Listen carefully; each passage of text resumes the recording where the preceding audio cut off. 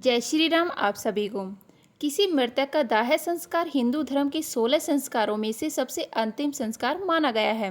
इसके साथ ही पृथ्वी पर से उस आत्मा की यात्रा समाप्त हो जाती है। लेकिन दाह संस्कार में कई सारे रीति रिवाज निभाए जाते हैं, जिसमें से एक है 13वीं के दिन मृत्यु भोज का आयोजन करना। मृत्यु भोज में लगभग अपने सभी सगा संबंधी, जाना पहचान वाले एवं जाति बिरादरी वालों को बुलाया जाता है। लोगों का हुजूम भी उमड़ता है भोज खाने के लिए। लेकिन कुछ लोगों के मन में यह सवाल भी रहता है कि क्या मृत्यु भोज में खाना सही है या गलत। मृत्यु भोज पर क्या कहते हैं शास्त्रों के ज्ञाता। एक जानकार के मुताबिक मृत्यु के बाद दसम एकादशी और 12वें को कर्म कांड करना होता है। 10वें दिन घर की सफाई या लिपाई पुताई की जाती है, जिसे 10 गात्र कहते हैं। एकादशा गात्र को पिंडदान व महापात्र दान किया जाता है और 12 दिन को मासिक पिंडदान, पितरों के लिए पिंडदान पर घर के गंगाजल इत्यादि छिड़का जाता है।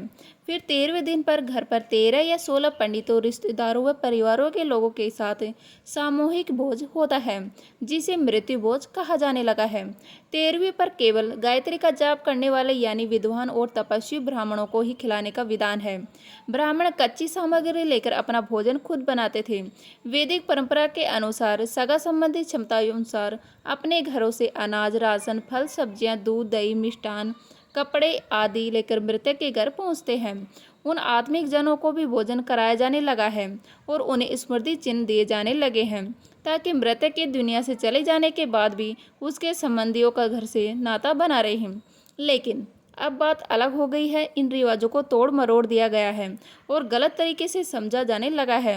मृत्यु भोज में लाखों खर्च करना और हजारों लोगों को खिलाना लगभग सभी जानकारों के हिसाब से शास्त्र समस्त नहीं है। मृत्यु भोज केवल करीबियों और जरूरतमंदों के लिए आयोजित किया जाना चाहिए और अगर कोई संपन्न परिवार का इस भोज का हिस्सा बनता है तो उसके कर्मों का श्रेय होता है।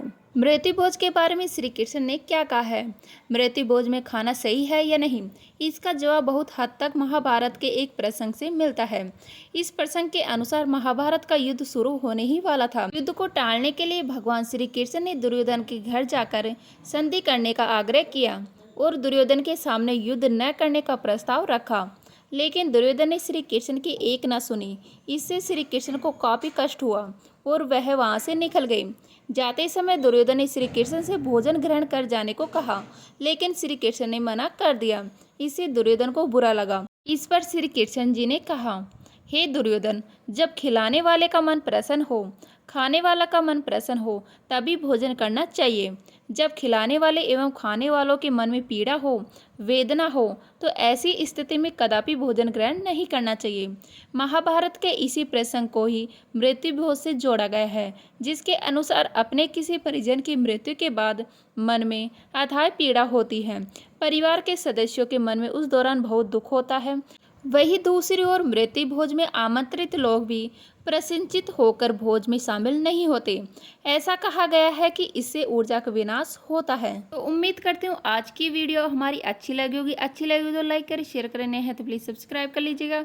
मिलते हैं इसी तरह की नई वीडियो के साथ, तब तक के लिए जय हिंद, जय भारत, जय श्री राम।